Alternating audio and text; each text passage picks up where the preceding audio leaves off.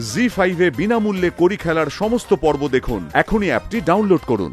কৌশিক জানতো না অনু আমাদের আত্মীয় হয়, আর অনুও এটা জানতো না যে কৌশিক আমার হাজবেন্ড।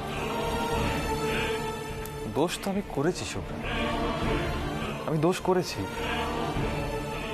শুভ্রা যে সময় আমার জীবনে ছিল না সেই সময় এই মেয়েটার সঙ্গে আলাপ হয় আমি একটু দুর্বল হয়ে পড়েছিলাম।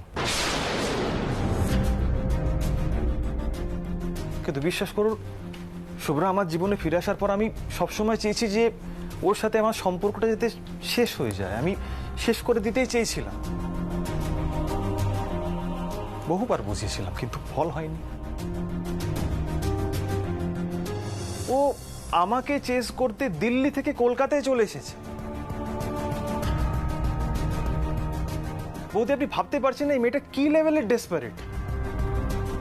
কতবার রাতে আমাকে ফোন করে বলেছে যদি আমি ওর সাথে সম্পর্ক না রাখি ও নিজেকে শেষ করে দেবে, সুইসাইড করে ফেলবে।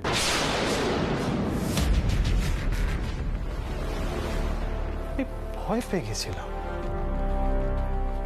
আমি ভয় পেয়ে গেছিলাম আবার ফেসে যাবার, নিজের চাকরি হারাবার। কারণ এইসব মেয়েদের কি কোনো বিশ্বাস আছে? দাঁড়ান কৌশিক বাবু, আপনি তো সেদিন অনুর সাথে দেখা করতেই ক্যাফেতে এসেছিলেন। আমাদের ওর সাথে দেখে পালিয়ে গেলেন কেন? ধরা পড়ে যাওয়ার ভয়তে? আপনার যদি এতটাই সৎ সাহস তাহলে আপনি পরিবারের সামনে দাঁড়িয়ে অনুর এই দোষগুলোর কথা বললেন না কেন? পালিয়ে গেলেন কেন তখন? বৌদি আমি তো বারবার বলছি, আমি যতবারই ওর সঙ্গে দেখা করেছি আমি ওকে এটাই বোঝানোর চেষ্টা করেছি যে এই সম্পর্কটা আমার পক্ষে রাখার সম্ভব নয়।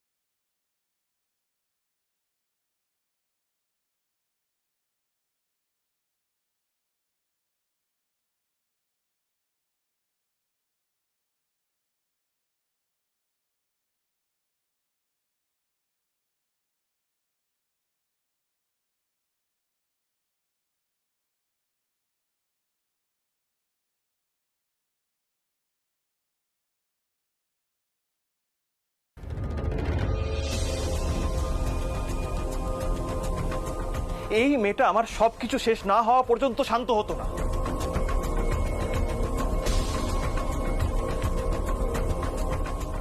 এরা শুধু সংসার ভাঙতে জানে, এদেশে কি বলতে হয়।